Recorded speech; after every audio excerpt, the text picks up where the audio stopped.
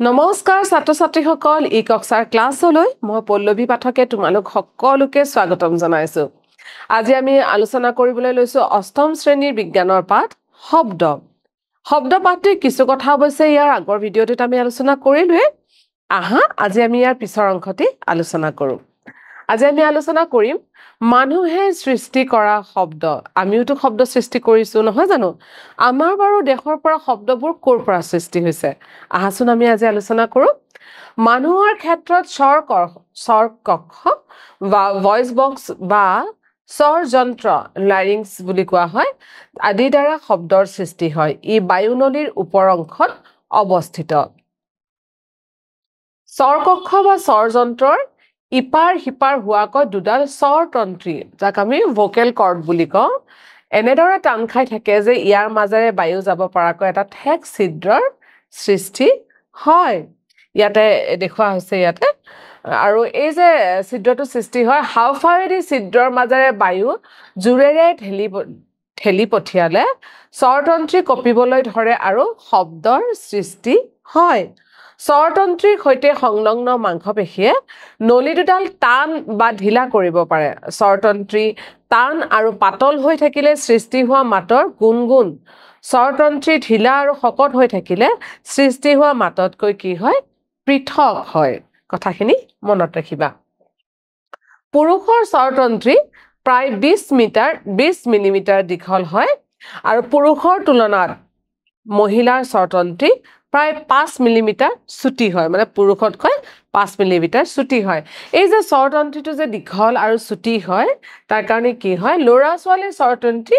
অতি চুটি হয় তাৰমানে তেওঁলোক যেতিয়া সৰু হৈ থাকে তেতিয়া তেওঁলোকৰ স্বৰতন্ত্ৰটো আকৌ চুটি হয় সেই কাৰণে কি হয় পুৰুষ মহিলা আৰু ল'ৰা ছোৱালীৰ মাতৰ ভিন্নতা হেতুৰ কাৰণে দেখা পোৱা যায় অৰ্থাৎ এই স্বৰতন্ত্ৰীৰ কাৰণে কি হয় পুৰুষ মহিলা আৰু ল'ৰা ছোৱালী সকলোৰে মাতৰ আমি কি দেখা পাওঁ ভিন্নতা দেখা পাওঁ এটো কিহৰ কাৰণে হয় বুলি কৈছে স্বৰতন্ত্ৰীৰ কাৰণে হয় বুলি কৈছে ইয়াতে দিছে শব্দৰ সঞ্চালনৰ বাবে মাধ্যমৰ প্ৰয়োজন আৰু এটা আমাৰ কথা আমি আলোচনা কৰিব লাগিব যে শব্দ যে সঞ্চালন হয় এঠাইৰ পৰা আনঠাইলৈ যায় যেনেকৈ ওপৰেৰে যদি উৰাজাহাজ এখন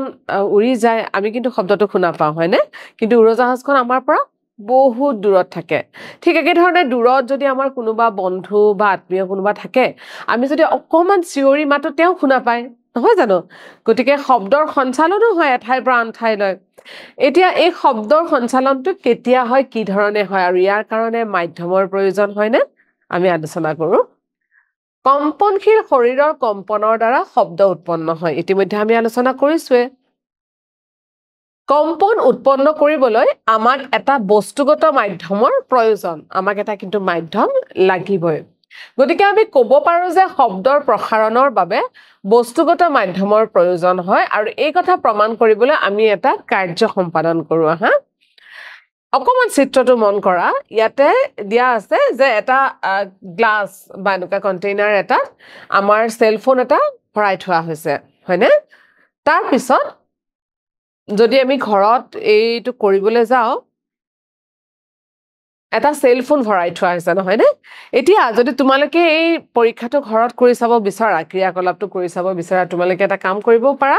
যদি এয়াৰ টাইট কন্টেইনাৰ থাকে বা খাফৰ মাৰি থব পৰাকে খুব টানকে মানে যত বতাহ সোমাব নোৱাৰে তেনেকুৱা ধৰণৰ কন্টেইনাৰ এটা বন্ধ কৰি লৈ পেলাই তোমালোকে মোবাইলটো বজাই চাবাচোন বেলেগ এটা মোবাইলৰ পৰা মোবাইলটো শব্দটো তোমালোকে ভালকৈ শুনা পোৱা নে নোপোৱা আৰু যদি সম্ভৱ ইয়াতে ছাত্ৰগৰাকীক দেখুৱাৰ দৰে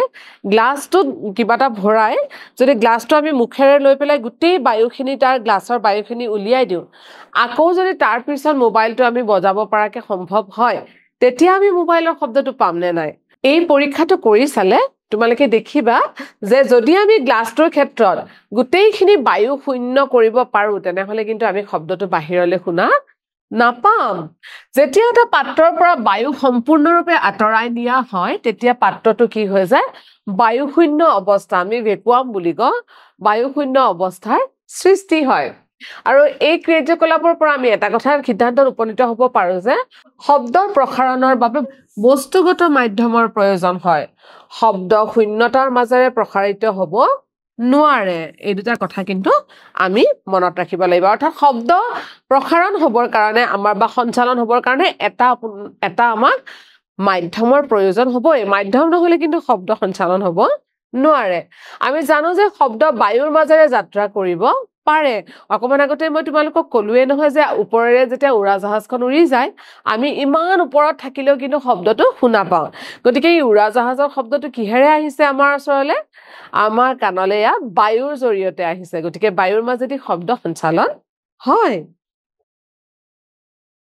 আৰু এটা আমি ক্ৰিয়াকলাপ লৈছো জুলীয়া পদাৰ্থৰ ক্ষেত্ৰত শব্দ সঞ্চালন হয় নে নাই শব্দ যে তৰল পদাৰ্থত যাত্ৰা কৰিব পাৰে সেইটো দেখুৱাবৰ কাৰণে আমি কি কৰিব পাৰো এই ধৰণে চিত্ৰত দেখুৱা ধৰণে এটা বাথটাব লোৱা হৈছে পৰিষ্কাৰ পানী লোৱা হৈছে আৰু এটা ডাঙৰ ঘণ্টা লোৰ বা পিতলৰ ঘণ্টা এটা কি কৰিছে পানীত ডুবাই ৰখা হৈছে আৰু পানীতে ঘণ্টাটো বজাই পেলাই ওপৰত কাণ পাতি ইয়াতে দেখুৱা হৈছে যে ল'ৰাজনে কাণ পাতি শুনিছে যে শব্দটো শুনা পোৱা যাবনে নাই আৰু যদি শব্দটো শুনা পায় তেনেহ'লে আমি প্ৰমাণ কৰিব পাৰিম যে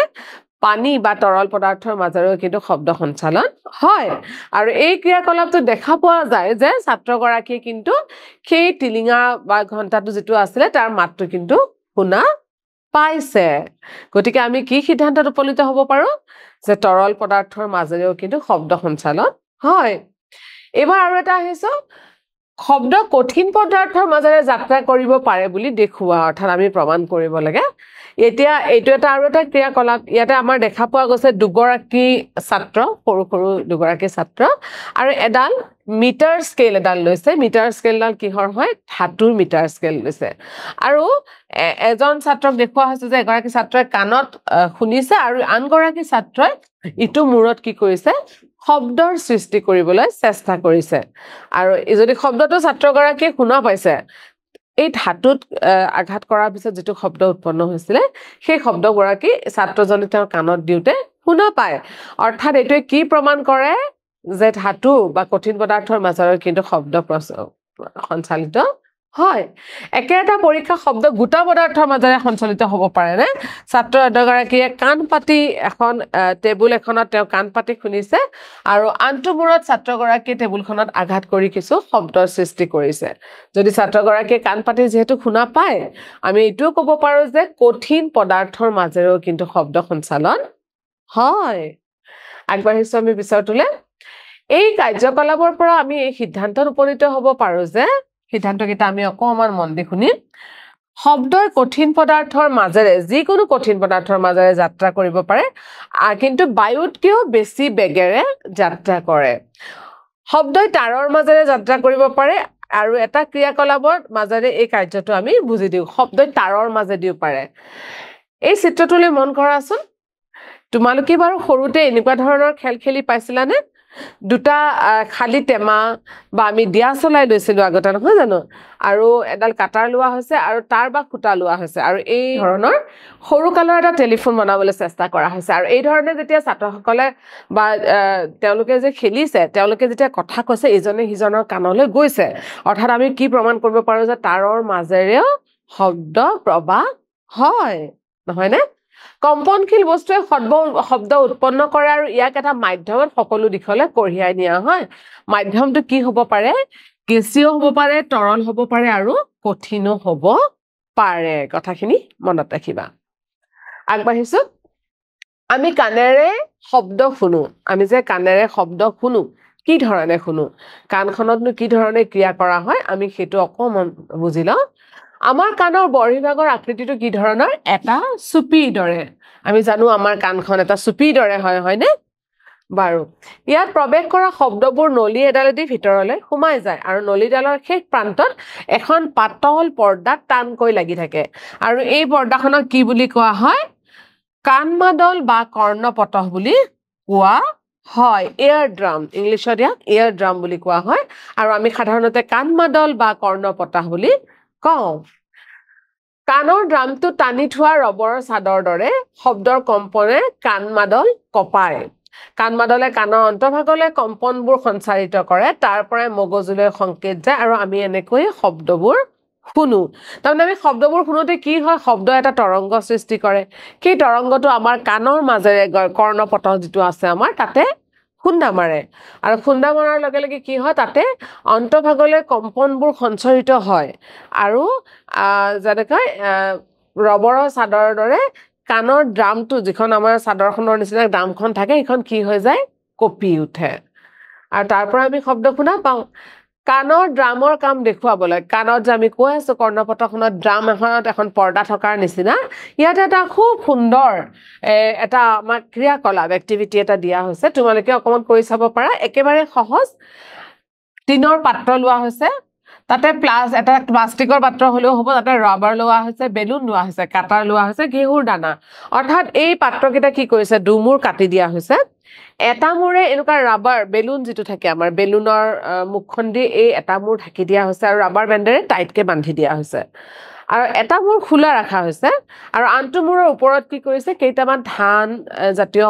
মাহ জাতীয় পদাৰ্থ 4-5টা মান ইয়াতে থৈ দিছে এতিয়া এই পাত্ৰটো এনেকে দাঙি যদি তলৰ পৰা আমি কথা পাতি থাকো তেনেহলে কি হ'ব এটা তৰংগৰ সৃষ্টি হ'ব হয়নে আৰু তৰংগটো গৈ পেলাই ক'ত খুন্দা মাৰিব এই প্লাষ্টিকৰ যিখন আমাৰ বেলুন থকা যিখন ৰি আছে তাতে খুন্দা মাৰি দিব আৰু তেতিয়া কি হ'ব যিমানে আমি কথা পাতি ওপৰত থকা ধান কেইটা জপিয়াই থাকিব অৰ্থাৎ আমি প্ৰমাণ কৰিব পাৰো যে কি হৈছে আমাৰ কাণখনত আমাৰ যিখন কাণত যেটো আমাৰ প্ৰক্ৰিয়াটো আমাৰ কৰ্ণপট আছে কৰ্ণপটহতে নুকা যেতিয়া কথা ক গৈ পেলাই কাণখনত এনেকে কপনি তুলে আৰু কপনি তুলিলেই সেই সংকেতটো আমাৰ মগজুলৈ যায় আৰু শব্দটো আমি শুনা পাওঁ আৰু বুজি পাওঁ নহয় জানো বাৰু কম্পনৰ বৈশিষ্ট্য কোনো বস্তুৰ ইফালে সিফালে যোৱা গতিক আমি কম্পন বুলি কওঁ ইতিমধ্যে আমি আলোচনা কৰিলো এই গতিক দুলনীয় গতি বুলিও কোৱা হয় কম্পনৰ এই গতিটো দুলনীয় গতি বুলি কয় প্ৰসাৰণ কম্পনাংক আৰু সময়কাল কম্পনৰ তিনিটা গুৰুত্বপূৰ্ণ বৈশিষ্ট্য প্ৰসাৰণ অৰ্থাৎ বিস্তাৰ কম্পনাংক আমি জানো আৰু সময়কাল অৰ্থাৎ পৰ্যায়কাল আৰু এইকিটা হল কম্পনৰ তিনিটা গুৰুত্বপূৰ্ণ বৈশিষ্ট্য আগবাঢ়িছো কম্পনশীল বস্তু এটা গড় অৱস্থাৰ পৰা সৰ্বোচ্চ বিস্তৃতিত ইয়াৰ যি প্ৰসাৰণ হয় ইয়াক SI একক হৈছে মিটাৰ আৰু এটোকে কোৱা হয় প্ৰসাৰণ বুলি কোৱা হয় যে কম্পনশীল বস্তু এটা গড় অৱস্থাত সৰ্বোচ্চ বিস্তৃতি এই এনেকে কপি থাকে নহয় জানো সৰ্বোচ্চ বিস্তৃতি আটাইতকৈ বেছি কিমান দূৰলৈ গৈছে এইটোৱে হল বস্তুটোৰ প্ৰসাৰণ বা বিস্তাৰ ইয়াক PQ এটা কম্পন কৰা তাৰ PQL কম্পন কৰা তাল RS হৈছে কম্পনৰ প্ৰসাৰ এইখিনি হল কম্পনৰ প্ৰসাৰ দ্বিতীয়তে আহিলে কম্পনাংক এটো কেনেকৈ জুখিম আমি কম্পনৰ দেহৰ 1 সেকেন্ডত হোৱা কম্পনৰ সংখ্যা কম্পনকাৰী দেহত 1 সেকেন্ডত হোৱা কম্পনৰ সংখ্যা কম্পনাংক বোলা হয় ইয়াক কি বোলে কম্পনাংক ইয়াৰ SI একক বা ইউনিটটো হৈছে হাৰ্টজ এতিয়া কম্পনাংকটো আমি কেনেকৈ জুখো যদি কোনো কম্পনশীল শৰীৰে প্ৰতি সেকেন্ডত 60টা কম্পন কৰে 60টা কম্পন কিমানত কৰে প্ৰতি সেকেন্ডত 1 সেকেন্ডত 60টা কৰে তেন্তে ইয়াক কম্পনাংক 60 হাৰ্টজ বুলি কোৱা হয় ইয়াৰ কম্পনাংক হ'ব 60 হাৰ্টজ মানে 1 মিনিটত কিমান কৰিছে 60টা কম্পনাংকৰ সৃষ্টি কৰিছে 60টা কম্পনৰ তাৰপিছত আহিলে পৰ্যায়কাল কম্পনকাৰী শৰীৰে এটা কম্পন সম্পূৰ্ণ কৰিবলৈ লোৱা সময়ত কম্পনৰ পৰ্যায়কাল বোলে গতিকে পৰ্যায়কাল কাক বোলে সেই যে 1 মিনিটত যে 60 বাৰ যে কৰিলে তে 60 বাৰ যে কম্পনৰ সৃষ্টি কৰিলে তেনুকা এবাৰত কিমান মানে এটা কম্পনৰ তাৰ পৰিমাণটো কিমান হ'ব অৰ্থাৎ শৰীৰে কম্পন এটা সম্পূৰ্ণ কৰিবলৈ লোৱা সম্পন 60টা কম্পন কৰিছে নহয় জানো 1 মিনিটত কিন্তু এটা কম্পন কৰিবলৈ কিমান সময় লাগিব সেইটোৱে হল পৰ্যায়কাল আৰু কম্পনৰ মাজৰ সম্পৰ্কটো এনেকুৱা যদি কম্পনাংক F আৰু পৰ্যায়কালক T কম্পনাংকক F আৰু পৰ্যায়কালক T ৰে প্ৰতিনিধিত্ব কৰা হয় তেন্তে কম্পনাংক F আৰু পৰ্যায়কাল T সম্পৰ্কটো হ'ব F = 1/T আৰু T = 1/F প্ৰিয় ছাত্ৰ-ছাত্ৰীসকল আমাৰ আজি ভিডিঅটো ইমানখিনি আছিল আশা কৰো তোমালোকে সকলোৱে বুজি পাইছা এতিয়া আমি আহিছো মূল্যায়নলৈ নহয় জানো মূল্যায়নত আমাৰ প্ৰথম বস্তুটো কি আছে শব্দৰ প্ৰসাৰণৰ বাবে বস্তুগত মাধ্যমৰ প্ৰয়োজন নহয় শব্দৰ প্ৰসাৰণৰ বাবে বস্তুগত মাধ্যমৰ প্ৰয়োজন হয় নে নহয় নিশ্চয়কৈ হয় কাৰণ আমি আলোচনা কৰিলো যে শব্দৰ প্ৰসাৰ কেতিয়া হ'ব যেতিয়া এটা বস্তুগত মাধ্যম থাকিব গতিকে এই উক্তিটো অশুদ্ধ দ্বিতীয়টো কম্পনকাৰী দেহৰ 1 ছেকেণ্ডত হোৱা কম্পনৰ সংখ্যা কি হ'ব কম্পনকাৰী শৰীৰটোত বা কম্পনকাৰী দেহত 1 ছেকেণ্ডত হোৱা কম্পনৰ সংখ্যা হ'ল কম্পনাংক বিস্তাৰ আৰু পৰ্যায়কাল তোমালোকে ক'ব পাৰিবানে কি হয় আমাৰ 1 ছেকেণ্ডত হোৱা কম্পনৰ সংখ্যাই হ'ল কম্পনাংক প্ৰিয় ছাত্ৰ-ছাত্ৰীসকল আমাৰ আজি পাঠটো ইমানখিনিয়ে আছিলে আশা কৰোঁ তোমালোক সকলোৱে বুজিছা গতিকে আজি ক্লাছটো আমি ইয়াতে সামৰিছো আমি আহি আছো আৰু এটা নতুন ভিডিঅ' লৈ তেতিয়ালৈ নমস্কাৰ